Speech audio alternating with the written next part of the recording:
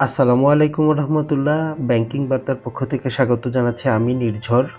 অর্থনীতি ও ব্যাংকিং সকল আপডেট পেতে সাবস্ক্রাইব করে বেল বাটনটি চাপুন। চলুন এবার দেখে নেওয়া যাক আজকের আপডেট।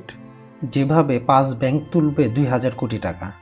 পুঁজিবাজারে তালিকাভুক্ত বেসরকারি খাতে 5টি ব্যাংক বন্ড ছেড়ে 2000 কোটি টাকা তোলার অনুমোদন পেয়েছে। মঙ্গলবার পুঁজিবাজার নিয়ন্ত্রক সংস্থা Bangladesh securities and exchange commission বা বিএসইসি এই অর্থ তোলার অনুমোদন দিয়েছে। বিএসইসির বিজ্ঞপ্তিতে বলা হয়েছে, বন্ডগুলো হবে নন কনভার্টেবল, আনসিকিউরড, ফুললি রিডিমেবল।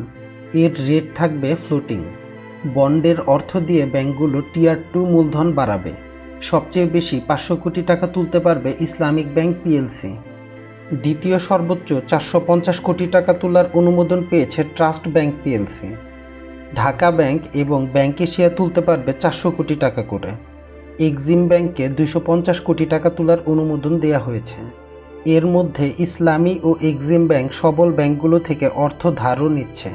গত সপ্তাহে ইসলামিক ব্যাংককে 2095 কোটি টাকা ধার দিয়েছে 7টি সবল ব্যাংক। এক্সিম ব্যাংক নিয়েছে 700 কোটি টাকা।